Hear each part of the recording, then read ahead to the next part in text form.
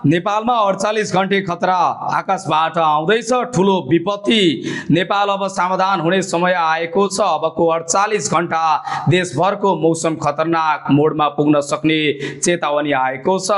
जल तथा मौसम विज्ञान विभागको विशेष मनसुन बुलेटिन अनुसार कोशी, गण्डकी, लुम्बिनी र सुदूरपश्चिम प्रदेश सबैभन्दा बढी जोखिममा छन्, तर मधेस, बागमती र अन्य प्रदेशका धेरै जिल्लाहरू पनि सुरक्षित छैनन्। किन यस्तो भयो?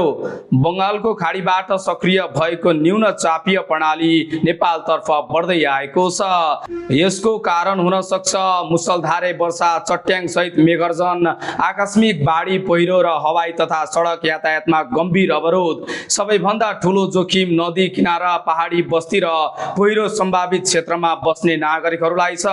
यदि तपाईँ त्यस्तो क्षेत्रमा हुनुहुन्छ भने अनावश्यक यात्रा नगर्नुहोस्। मौसमको आधिकारिक सूचना नियमित हेर्नुहोस् र स्थानीय प्रशासनको निर्देशन पालना गर्नुहोस्। यो सामान्य वर्षाको खबर होइन, लापरवाहीको एक क्षणले ठूलो क्षति निम्त्याउन सक्छ। सतर्क रहनुहोस्, सुरक्षित रहनुहोस्। यो जानकारी आफ्नो साथी, भाइ, परिवार सम्पूर्णमा पुर्याउनका लागि मद्दत गर्नुहोस्। नेपालमा 48 घण्टे खतरा आकाशबाट आउँदैछ ठूलो विपत्ति। नेपाल अब सावधान हुने समय आएको छ। अबको 48 घण्टा देशभरको मौसम खतरनाक मोडमा पुग्न सक्ने चेतावनी आएको छ। जल तथा मौसम विज्ञान विभागको विशेष मनसुन बुलेटिन अनुसार कोशी, गण्डकी, लुम्बिनी र सुदूरपश्चिम प्रदेश सबैभन्दा बढी जोखिममा छन्, तर मधेस, बागमती र अन्य प्रदेशका धेरै जिल्लाहरू पनि सुरक्षित छैनन्। किन यस्तो भयो?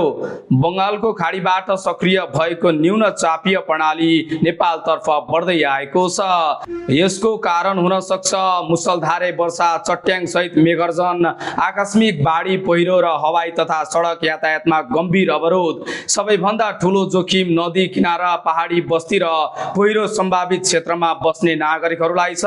यदि तपाईँ त्यस्तो क्षेत्रमा हुनुहुन्छ भने अनावश्यक यात्रा नगर्नुहोस्। मौसमको आधिकारिक सूचना नियमित हेर्नुहोस् र स्थानीय प्रशासनको निर्देशन पालना गर्नुहोस्। यो सामान्य वर्षाको खबर होइन, लापरवाहीको एक क्षणले ठूलो क्षति निम्त्याउन सक्छ।